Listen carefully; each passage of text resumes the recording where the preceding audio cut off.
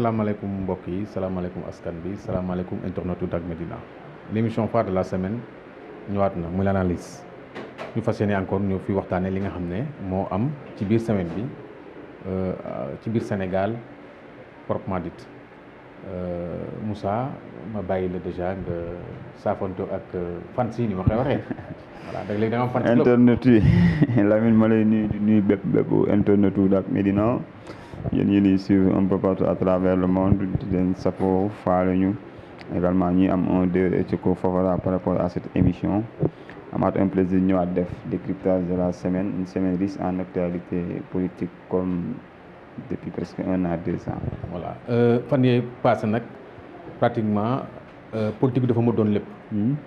mais ñu gis ne depuis semaine bi dafa am lenn loo xam ne dafa ressurgiraat. mooy le problème des embarcations là.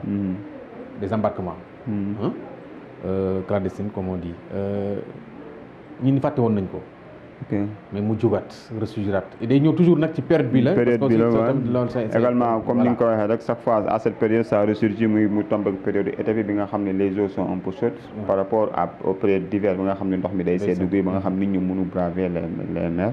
muy problème boo xam depuis presque depuis les années 2000 ça va ressurgir et puis également ça va impacter tamit sur la vie politique parce que chaque fois su ñu nee immigration clandestine rek l'État est indexé également les politiques de l'État sont également indexées ñëpp xam na ni immigration clandestine li ko waral mooy sous-emploi bi mooy chômage bi mooy ñàkk liggéey mooy faible niveau de vie bi nga xam ne xale yi ku ci nekk rek yaa ngi rêvé pour dem Europe parce que tamit parfois ngay seen Europe wala say morom toog Europe. nga leen di seen ñuy am benn mirage am benn mirage bu fa am Occident pour am même benn mirage bu fa am ñoo xam Occident rek la ñuy gis. phénomène boobu nag tey ressurgiraat soo xoolee fan yëpp ba mu ressurgiré yàgg na mais peut-être amoon na ay embarcation yoo xam ne ñi ngi dem mais instant bi nii nga xam ne pirogue yi ñi ngi chaviré am na ay pirogue yoo xam ne ñi ngi réer. ñu ko vraiment ñu koy ñaawlu te rafetlu ko à l'État également de ressurgir état mu xoolaat tamit politique am tamit. vraiment mais Moussa est-ce que réellement le problème c'est l'État parce qu'en fait moi j'ai l'impression que l'État a bon dos. dafa am ay problèmes il y a des problèmes exogènes. il y a des problèmes endogènes. d'un côté c'est l'État parce que comme li ma ko waxee nag. politique état bi moom. politique état parce que politique état teg na fi ay politique yu bari. y a les politiques de jeunesse, il y a FNPJ. FNPJ c'est depuis FNPJ, il y a le programme Xëyu Ndaw yi.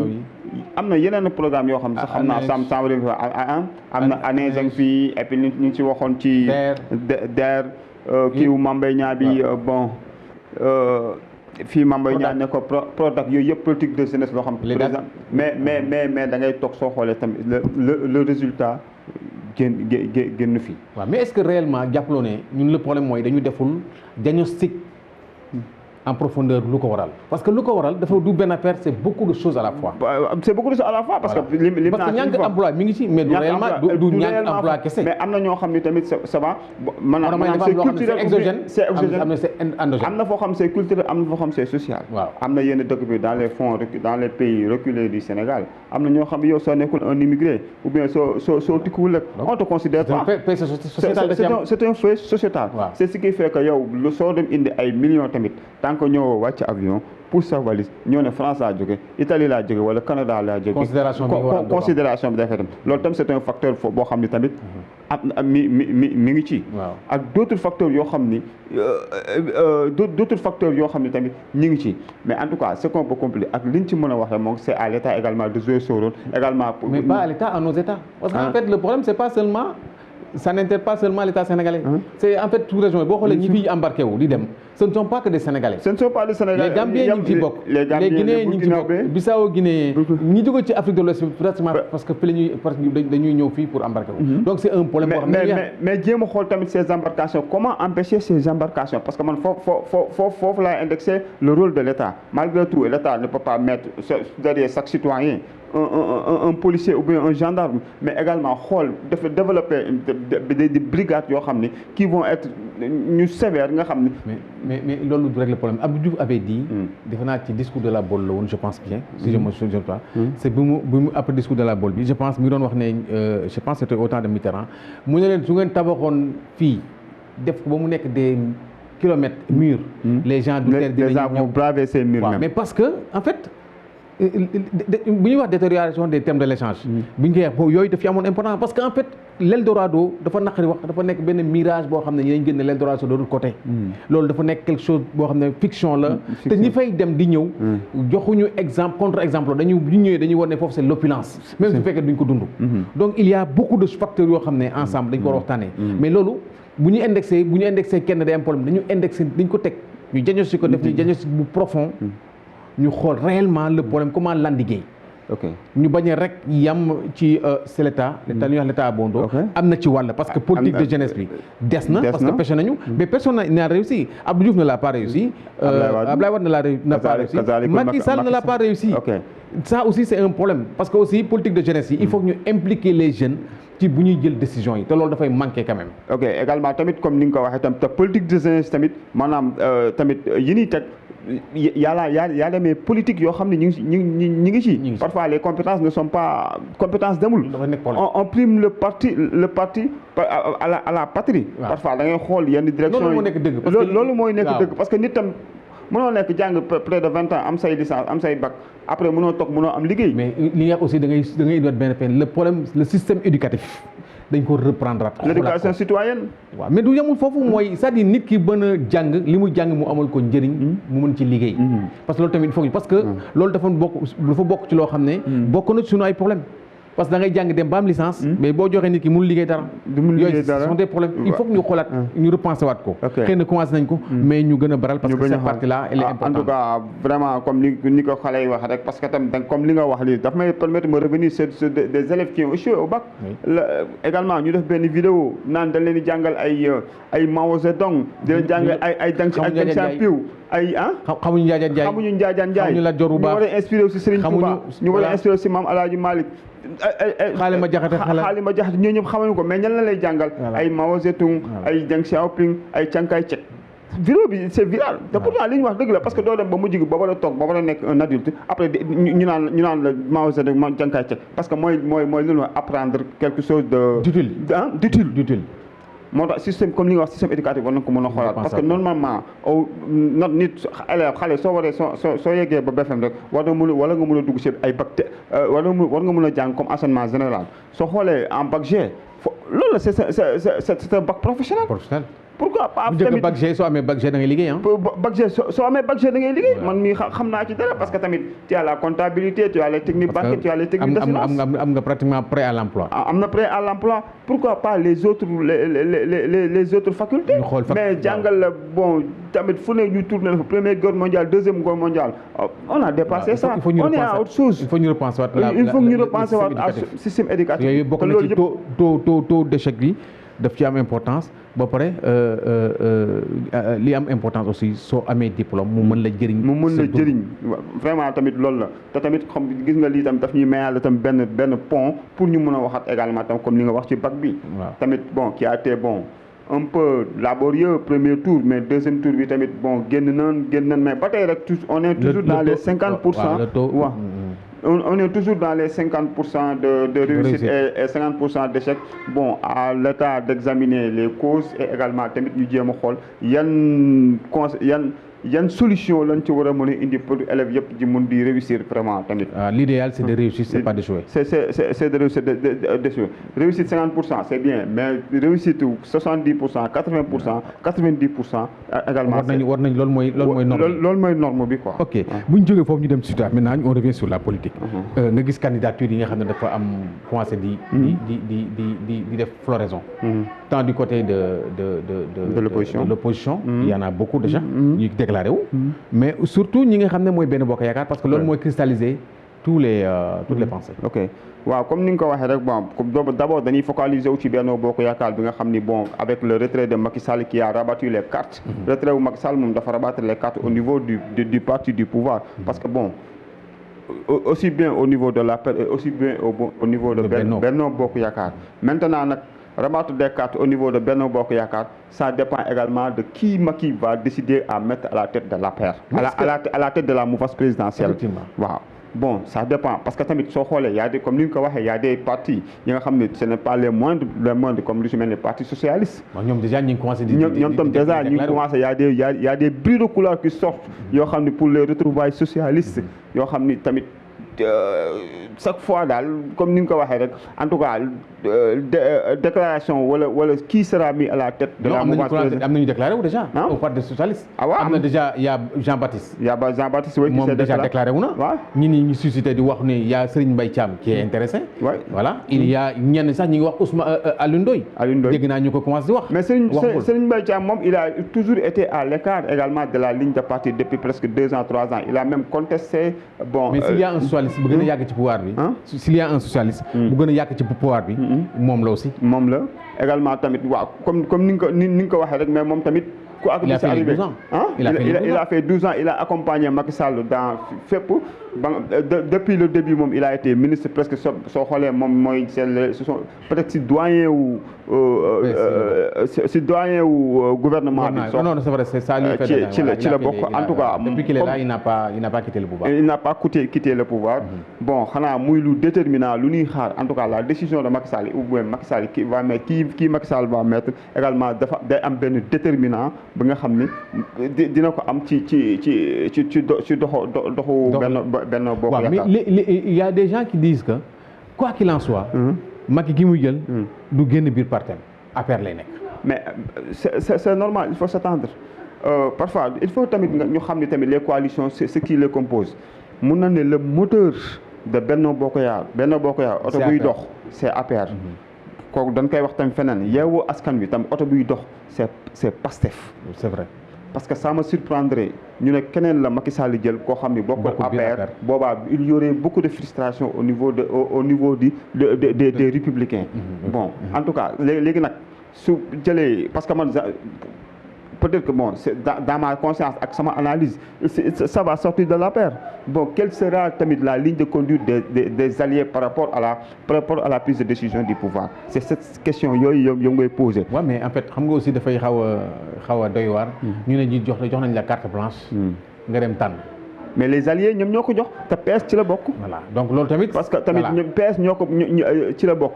mais de toute façon et puis quoi qu'il puisse arriver. mais APR AFP déclaré wu nañu nee na ñoom Macky ku mu jël d'accord nañu. mais te ñoom amuñu candidat.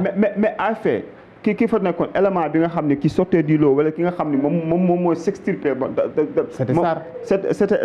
c'était nga xam ne moom tamit que moom mooy génn ligne de conduite AFP c'était.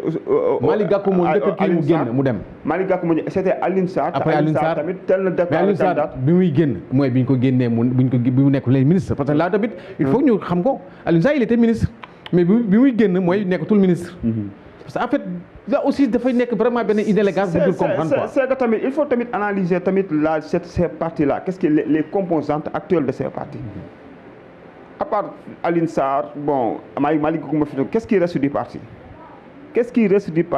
il faut que tamit ñu analyser loolu forcément ils seront obligés également tamit ñu jéem a dem. parce que y a pas un jeune qui sort là-bas après yow AFP soo fa nee Moustapha Niasse kan nga ko xam tu connais que le maire de Ngoundiane. docteur Malick Diop. Il y a docteur Malick Diop. il y a le maire de Ngoundiane. waaw il y a aussi Zator. il y a Zator mais quel est leur poids électoral. waaw quel est leur poids. moo tax forcément ils vont donner carte blanche à ñi ci xamati parti classique yi ñi ci xam seen doole yombul parce que kenn dematu ci élection kenn dematu ci parti socialiste bon on l'entend de non parti socialiste c'est avant les indépendances avant les indépendances tout le institution la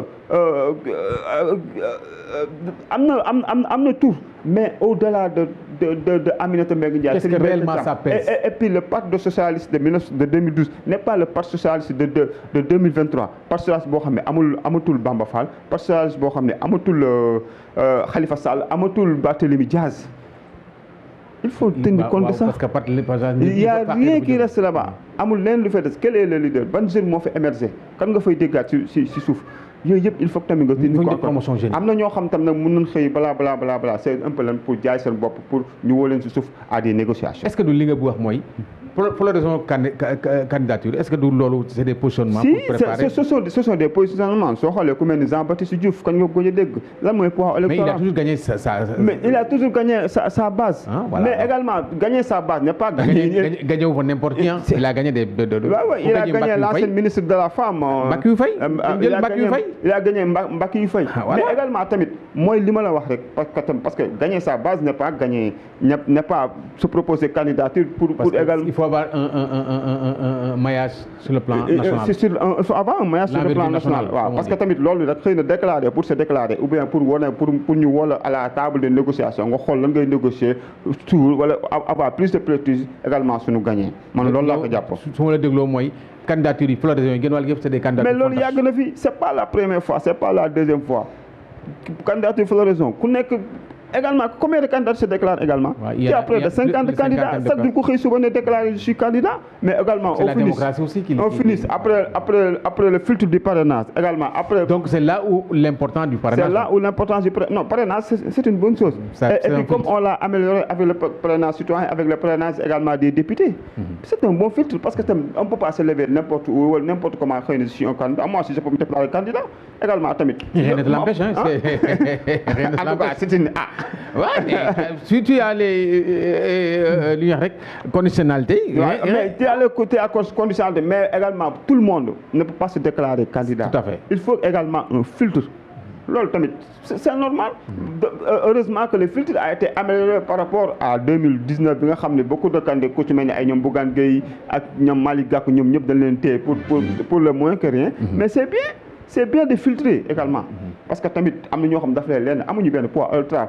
mënuñu gagner sax benn koñ nga xëy suba ne candidat la également pour bousculer un peu la élection wala xëy suba yóbbu deuxième tour nga dem bokki pour mun a ami leneen bu ndaw Sonko dañ ko doon investir pratiquement le samedi ok tey ak ñu fàttali ne aussi anniversaire am la parce que lui il est né le 15 juillet 1974 donc tey anniversaire am la mu nekkoon ñu date boo xam dañ ko jàppoon pour investir mais gis nañu def na déclaration yow jàngatu déclaration bi mu nekk reculade ñenn ñi ñu ne sax c'est un message de paix parce que dafa bañ a yàq anniversaire am c'est un message de paix parce que ku xam Sonko également tamit son franc-parler également tamit ni mu daa défier les institutions mais soo xoolee bi mu génnee la sortie de France 24 malgré qu'il a défié les institutions mais que également tamit il a ouvert une porte da nga koy sentir ci discours c'est également c'est ce qui s'est passé kii parce que tamit la gatsa le gouvernement a été entre les institutions également ñu ngi si dem ak ñoom waxuñu ko. mais ce n'est pas payant. ce n'est pas payant parce que tamit lépp loo gis rek waxtaan ak jubóo ak ndànk moo gis également il a opté pour une concertation pacifique. concertation pacifique nag mooy nga def yoo xam ne ay actes yoo xam ne ça va ay actes yoo xam ni les gens vont le ressentir mais pacifiquement à travers lan concert de casserole à travers le port de brassard rouge également seen bracelet yi nga xam ne tamit dañ koy jënd également pour financer les partis.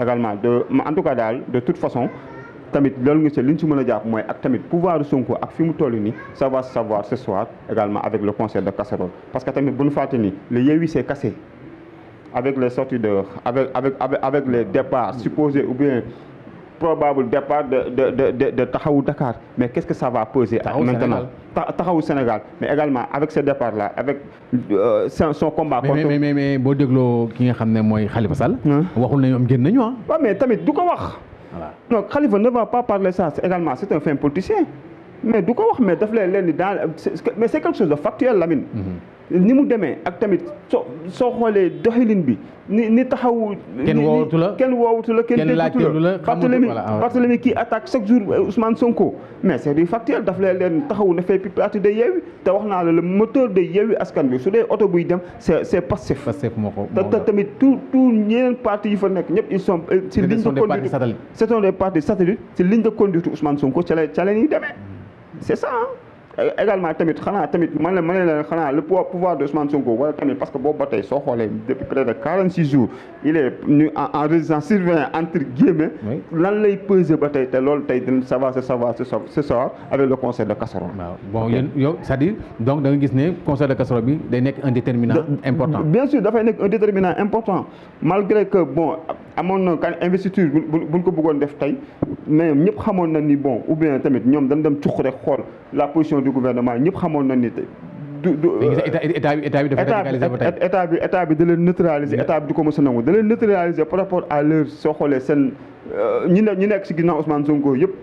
ñu ngi parce que en fait est-ce que du aussi dafa am benn réalisme politique boo xam ne mi ngi koy commencé di am. mooy xam na ne mënuñu investir nit. te doo fa teew. te moom mu dem fa. du mënul génn kër. est-ce que loolu tamit c'est de l'intelligence aussi. c'est de l'intelligence également d'autant plus que tous ces lieutenants. Ouais, parce qu'il y a quelqu'un qui dit que Pastef est déjà pratiquement en prison parce que tout Pastef en prison. Ousmane Sonko résident surveillé en Guémé. Birame Souleye Diop, Bassirou Diomaye Faye. El Hadj Malick Ndiaye Fadilou Keita. Tout le monde kon boog soo xoolee la tête pensante de Pastef. la matière grise de Pastef ñoom ñoo dañ leen neutraliser. à part ça kañ nga fi dégg ku ci mel ni maître nga jëm tur nga ciy dégg ak ay Abass Fall ak ñooñu ñëpp. ak kii loolu. ak Ousseynou Ly ñu koy nuyu au passage ñoom ñëpp daal nga ciy dégg mais à part ça soo xoolee. toute la Birame Khoudia ay Birame Khoudia Lo. ay Birame Khoudia ay maître Abinar ñoo ngi ciy dégg mais à part ça soo xoolee parce que tamit xëy na foofu lañ xoolee tamit après bon ils ont reculé également pour reculer pour mieux sauter mais également waaw ok waaw bon xanaa di ñaan yàlla rek xanaa peut-être que bon ça va se trouver une solution également tamit parce que tamit une solution heureuse parce que tamit investir parce que tamit meeting tamit c'est un droit pour tout le monde. Aïda Mbodj a fait sa cérémonie d'investiture la semaine dernière et également si les conditions sont réunies war na leen accorder ñu mën a def cette manifestation. Voilà, parce que c'est important parce que c'est très important. C'est consacré par la Constitution. Également par la Constitution Ousmane Sonko situation bii dafa xaw a métti il a parlé que doomam a échoué au bac à cause de cette situation. C'était très pathétique. Également bon di ñaan yàlla génne ko ci situation bi parce que tamit c'est un peu difficile pour lui. mais waxtaan nag dafa am solo parce que li nga ne waxtaan foofu la amee njëriñ parce que waxtaan amul en politique rien n'est impossible tout est possible. Donc il faut ñu toog ci table. ñu xool des situations là pour traverser ces moments là parce que lépp importance mooy c'est le Sénégal. alors que ñun ñëpp Sénégal soxla na doomam yëpp. c'est important bu ñu jógee foofu. ñu dugg ci voilà def glissade. le cas de Juan Branco. waaw mais Juan c'est que nag comme li nga wax rek. Il a défié l'État du Sénégal. En peu de temps, il était une superstar. Ouais. Il était une superstar. Mais également, bu ñu fàtte ñu ne France nii lañ def. Oui. Également soo xoolee l'État français l'a poursuivi également pour diffusion des visages yi nga xam ne ñoo xam ne ay éléments français lañ yoo xam ñu ngi nekk fi alors que ici c'est les exposés xam na ni fii instant bi nii français yi ñu fi mel wala tubaab bi kenn ku ñu fi doon ñu fi mel c'est pourquoi l'État français également la porté plainte moom déjà ñaari plainte la am également tam l'État du Sénégal tamit ñëw xool avec le procureur qui a requis un mandat d'arrêt international également tamit pour appel en l'insurrection également ñoo xam ne mi ngi ci dossier bi comme parce que procureur bi rek dafa suivre la réquisitoire de la France également tamit li naan guerre la rek moom tamit dafa ne day yóbbu état du Sénégal dafa yóbbu état du Sénégal CPI également tamit état du Sénégal tey woon ko ni na ko état la rek man loolu laa jàpp ne kon guerre bi tey moom ba tey moom moo état du Sénégal ba tey moom moo contre attaque la rek. mais suñu taxawee ci kaw Juan Branco c'est quelqu'un que les gens ne connaissaient pas. Il est sorti du néant. soo demee ci li sax dañuy sànni dikkatité di wax ne boo demee ci barreau français bi amul fa doole bi mu war a. mais c'est un polémiste. mais du coup il est sorti du néant. devenu un Sénégal ñëw et puis. non mais attends Sénégalais ñoom ñoo ko may buzz ñoom ñoo ko may tour à travers les patriotes surtout également bi mu ñëwee fii ñu refoulé ko. xam nga tamit guerre bi rek l'essentiel maanaam guerre bi ku ci mën a jàpp rek dañ lay mën a kii il faut que tamit ñu xam ne tamit les patriotes sénégalais dañ ko jox bopp te Ousmane Sonko ku ko jox bopp ak ku ko déglu tamit ñoom tam dañ lay may benn doole. mais effectivement nekk avocat wu Ousmane Sonko c'est pas donné à n'importe qui. si buñ ko jëlee xëy na dafa am les bagages requis pour pouvoir le faire. mais ñi dañ koy contester di wax ne en fait c'est un petit avocat. un petit avocat amul. un avocat moo am. c'est un petit avocat mais également c'est un polémiste également tamit parce que bu ñu fàtte ni moom il a essayé de défendre Salah Abdeslam ki nga xam ne dafa bokkoon ci attentat de Paris. te tamit c'est pas son premier bi nga xam ne bii nii nekkul premier dossier parfois dossiers yi métti lay dugg souvent mu génn ci souvent tamit mu. waaw mais loolu c'est son rôle. ñu jëlee benn cas ki nga xam ne mooy Maître El Hadji Diouf. souvent dossiers yi tàng lay jël. mais am na ñoo xam ne gisuñu ko parce que tamit dañ naan ki def attentat nga xam ne attentat rey ay nit est-ce que am na ñoo xam ne l'attendent pas de cette façon yenn attentat yi ku koy def yow nga ne yow yaa koy défendre parce que. mais le rôle de l'avocat c'est de défendre. c'est de défendre quelqu'un qui a tué une personne. dafa am droit am avocat donc là n'est pas le problème. Okay. Ce jugement-là, c'est un jugement de personne qui n'est pas du tout un jugement, voilà. Mais je sais que c'est quelqu'un daal boo xam ne gars yi attaqué nañ ko ci juridiction yi. te mu nekk loo xam ne mën na am issue. mën na am issue le point d'interrogation est quelle sera l'issue également moom tam lan mooy ligne de conduite am par rapport ak li ko France. li ko ministre des affaires étrangères porté plainte également tamit ak est-ce que dina génn ci ñaari plainte est-ce que dina génn ci ñaari plainte d'autant plus que am na benn coopération judiciaire bu am entre la France et le Sénégal bon en tout cas les jours mais ñu xam ne Sénégal français yi duñu mës a extrader seen ay citoyens là aussi c'est important donc quelque part mandat international bi c'est presque voué à l'échec parce que les Sénégalais les Français n'extraderont jamais leurs citoyens ok loolu tamit c'est important ok c'est important voilà suñu jógee foofu on va ñu dem ci dernier mooy on va parler du sport on va parler du cas Jaraaf gis naa bu ma nee Jaraaf voilà di nga Jaraaf depuis que seen ancien entraîneur bi dem dañu gis ne dafa am ascension parce que xaw ma qu'est-ce qui s'est passé parce que Jaraaf difficilement lañ doon gagné mais léegi il gagne dañ doon jouer en demi-teinte bu ñu gagné bii ñu match nul ñu gagné donc voilà mu nekkoon mais depuis on a vu depuis son départ quand même gis nañu Jaraaf am beneen xar-xar. am na loo xam dañ naan dafay revigoler wala c'est un sursaut d'orgueil parce que tamit quoi que puisse arriver kenn du natable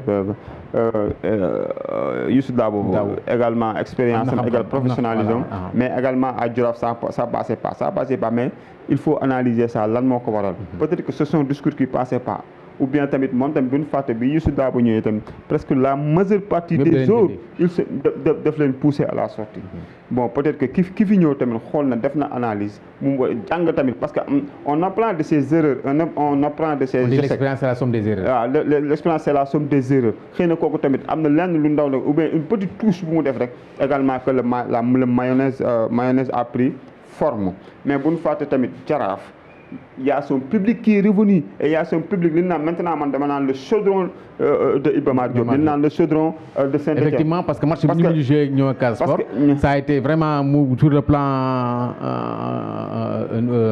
qu'on dit encore sur le plan supporter mais non mais bu wax Casa Sport mais à Pikine on se croyait même à Iba Mar Diop parce que man daw moon sur boobu stade mais bi may seen vidéo yi sax dama naan xanaa gars yi stade match Iba Mar Diop bi leen dugalaat alors que c'était à Pikine parce que nag bon parce que li naan rek l'importance du public par rapport à un match pour mettre la pression sur l'équipe adverse et c'est ce qui se passe aujourd'hui également vraiment ñu koy rafetlu di ñaan yàlla tamit parce que Jaraaf ça fait depuis 2013 si je me souviens bien am la gëj a dem coupe du Sénégal Jaraaf mu nga xam trophée waaw nga xam ne non Jaraaf équipe mag la warul toog 5 ans amul trophée warul toog 5 ans warul am trophée également tamit Jaraaf dafa war nekk chaque année une équipe africaine boo xam ne parce que tamit soo xoolee expérience africaine ñu ko fi ëpp nii moom ci la bokk soo xoolee sur les clubs traditionnels moom moo fi nekk ci kaw moo fi des di ko ñàkkanteeg yéen yi am fi base am tamit soo xoolee yenn club traditionnels yëpp suñ deewul tamit amatuñ base Zia déggatoo ko Gorée base am bareetul doole ñaari tali bon du club traditionnel mais amoon na tam benn public bu ko daa poussé également du club traditionnel ñaari tali moo day Zia mais également tamit amoon na benn public bu koy poussé mais yooyu yëpp gisuñ ko comme Jaraaf moo fi des di ñaan yàlla bon peut-être que le championnat mun nañ ni c'est perdu ñu ngi dem ci match bu métti parce que Guédiawaye la ñuy dem Guédiawaye moo gagné Casa Sport Guédiawaye match bi Guédiawaye li ñu koy joué donc c'est un match capital. Le Jaraaf est attendu partout parce que le public du Jaraaf également ça a toujours été comme ça. Jaraaf est attendu mais léegi la gën a raw parce que tam ñëpp lay leer na ñoom tamit seen public boobu dañuy toog préparé parce que tamit instant public du Jaraaf mën naa ne sax moo mën sax public Casa Sport yi nga xam ne ñoo fi dàq supporter instant bi nii fii ñu toll nii. public du Jaraaf moo ngay wax. ah non attends mais mooy li am keroog dañoo noyé les Casacé. Non, mais parce que vous jouez chez vous. waaw parce que nous jouons chez nous également tamit booy dañuy supporter. Casa joue partout. Mais est-ce que yaa ngi dégg li booy di woy. yow Lamine non attends yow supporter. non c'est pas un supporter. mais c'est un constant loolu c'est en fait dañuy wax ne sport. c'est-à-dire lieu de dem pour bëggal xol la. pour bëggal xol la et puis également c'est ce qui se passe au niveau des tribunes du Jaraaf. xale su match bi di way jeex ba ñuy woy fii ñoo ko moom fii Médina la dóor la Pikine dóor la Thiès dóor la Médina yooyu yëpp tamit avec des concepts. faut accepter ça que tamit. tamit li indi loolu mooy le navétane n'existe pas navétane amatul Dakar kon les xale yi dañuy am envie dem fenn pour mun a woy pour mun a bëggal seen xol exulté wu également di ñaan yàlla tamit ak public bi nii mu ñëwee nii chaque fois ñu koy ñëwee également pousser le Jaraaf également mu gën a dem si kanam parce que tamit Jaraaf recevoir fii également da ciy gis seen bopp équipe bi dina gën a am doole parce que également tam code part yi tamit dinañ ci mën a dinañ ci mën a am ay frais financiers yoo xam ni Jaraaf dina mën a gën a mën a recruter ay joueurs yu mag tamit. Bon c'est la dernière mooy on ne peut pas parler te duñu wax ki nga xam ne mooy notre Sadio national. Il est poussé vers la sortie. par le Bayern mais lui il veut rester au Bayern. En tout cas man day wax dëgg yàlla bon au terme d'une première année également mal réussi ou bien en demi-teinte man si j'étais un Sadio national également tamit te dëkk club boo xam ne tamit sama valeur reconnaître ko dañuy jël ay xale yu ndaw di ko teg ci man moi je peux voir ailleurs parce que tamit également mais moi je dama xëy ne orgueil moo ko téye orgueil moo ko téye pour wane ne vraiment lui il a sa place là il veut réussir parce que là il veut réussir il veut montrer sa li mu mën a def mais également est-ce qu'il aura le temps ou bien la place pour montrer loolu il faut que tamit mu tenir question ci yooyu à ses conseils également tamit nañ mën a toog argumenter xool toog jàngat xool Sadio lan moo war a mën a nekk wala tamit une discussion franche avec l'entraîneur ou bien s'il aura une place de titulaire pour montrer sa valeur c'est également l'entraîneur ni lui faire confiance il n'a qu'à aller voir ailleurs man c'est ça donc dañu war a xool aspect ban la ñuy privé la ñuy privilégié mooy aspect financier la ñu war a privilégié wala aspect sportif cadre bu mu nekk def naa loolu réflexion bi foofu la war a nekk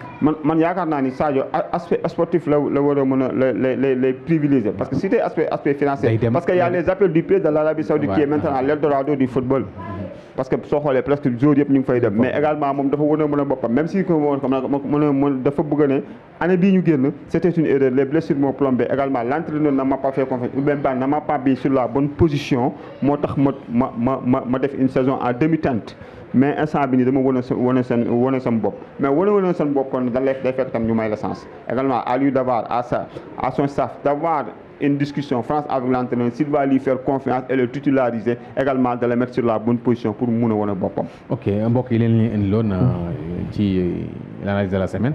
Pape Moussa ma bàyyi nga tàggatoo. Lamine ma lay nuyu rek tamit di la sant également di am tamit une pensée pieuse à monsieur Ousmane Tanor Dieng. L'ancien secrétaire général du Parti socialiste qui nga xam ne mooy un commis de l'État qui nous a perdu bi nga xam ne bu mu génnee léegi il a été un vrai commis de l'État qui a été un vrai commis de l'État et un homme d'État également un homme d'État et par son élégance également tamit par secret yi nga xam ñu ngi ko denc ñu war a inspiré wu tamit ci moom tamit wax dëgg war a jàng ci moom également mu génn fi il y a 4 ans démb la am 4 ans ñu koy ñaanal yàlla xaare ko àjjana àlaxira doon noflaayam suufu njéemeen suufu ngéeñeen ci kawam vraiment tamit mais également ñu fàttali tey pros tey la anniversaire waaw pros tamit ñu koy ñaanal yàlla génne ko ci guute gi mu nekk vraiment tamit mu dem au dialogue waxtaan parce que tamit nit naan waxtaan rek moom mooy indi solution Sénégal pays dialogue la vraiment tamit ñaan yàlla barikaat yi ci lu yàggul rek ñu génn ko mu mën a vaquer à ses occupations parce que tamit les gens ont besoin de lui am li topp ci ginnaaw bari na vraiment tamit di gërëm toute l'équipe de Dak Médina Malick xam ni tey di ko l'infatigable Malick nga xam ni toogul taxawul malgré la fatigue malgré sonn gi di ko ñaanal tam yàlla may ko wér gi yaram yàlla gën ni ko fi baal ba ci kanam di gërëm tamit Adama mi nekk à la régie également tam nekk ci caméra bi vraiment di gërëm toute l'équipe de Dak Médina am na ñoo xam ne nekku ci mais chaque fois ñu ngi lay jox suggestion Lamine tamit ma lay gërëm di la ñaanal yàlla bàyyi la ba ci kanam t'es un prof pour moi t'es un enseignant pour moi et puis chaque jour maa ngi jàng ci yow. C'est toujours un honneur de partager un plateau avec toi chaque fois parce que voilà donc vu la carrure vu la sagesse vu beaucoup de choses voilà donc pour wax ne l'équipe Dak Médina c'est une équipe et c'est une famille elle est importante il y a le socle de la vie pour man famille là c'est important c'est fondamental nous sommes une famille donc remercier quelqu'un c'est remercier tout le monde féliciter quelqu'un c'est féliciter big up à toute la famille de Dak Médina ñoo jox rendez-vous semaine prochaine inchallah wassalam. Dak Médina